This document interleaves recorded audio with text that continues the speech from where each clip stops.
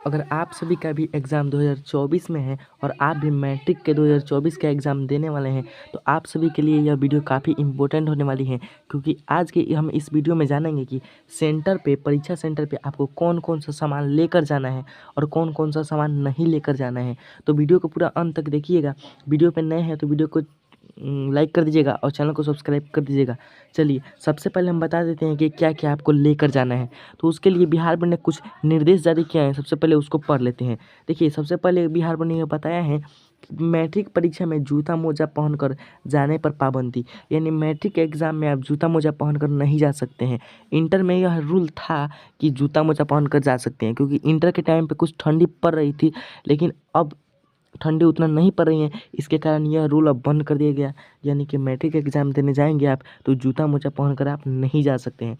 दूसरी बात जानेंगे कि अगर आप एग्ज़ाम देने जाते भी हैं तो मोबाइल फ़ोन, कैलकुलेटर, व्हाइटनर ये सब आप लेकर नहीं जा सकते। हालाँकि व्हाइटनर आप लेकर जाइएगा, क्या पता अटेंडेंस शीट में अगर कोई गलती होता है तो केवल उस पे ही लगाइएगा व्हाइटनर, नहीं तो ओएमआर शीट और कॉपी पे आप व्हाइटनर नहीं लगा सकते हैं। चलिए फिर अगले निर्देश को पढ़ते हैं। अगला निर्देश यह है कि मैट्रिक की परीक्षा में आधे घंटे पहले पहुंच जाए केंद्र पर। यानी कि मैट्रिक की परीक्षा में आपको 9:30 में आपका परीक्षा स्टार्ट होगा, यानी आपको प्रश्न पत्र मिलेगा और आपको पहुंच जाना होगा कब? 8:30 में आपको प्रवेश कर जाना होगा, नहीं तो गेट बंद हो जाएगा, तो फिर आपका परीक्षा भी छूट सकता है। तो इस बात का आपको ध्यान रखना होगा कि इस बार आपको 8:30 में कैसे भी एंट्री कर लेना है, और नहीं तो आप जैसे लेट करेंगे वैसे आपका एग्ज़ाम छूट जाएगा, क्योंकि 9:30 में आपका एग्ज़ाम भी चालू हो जाएगा। यानी आपको प्रश्न पत्र मिल जाएगा और आपका गेट बंद हो जाएगा, 9 बजे ही आपका गेट बंद हो जाएगा। तो इस बात का आपको ध्यान रखना होगा। चलिए फिर अगले अपडेट को पढ़ते हैं। अगला अपडेट है कि जिन विद्यार्थियों का स्कूल से नाम कटा है, उनका एग्ज़ाम नहीं हो पाएगा।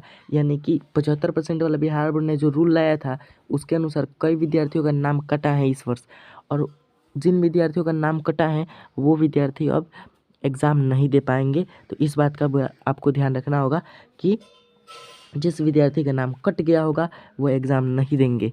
चलिए फिर अगले अपडेट को पढ़ते हैं। अगला अपडेट है कि दोनों पाली में होगी परीक्षा। परीक्षा शुरू होने के आधे घंटे ही पहले प्रवेश मिलेगा।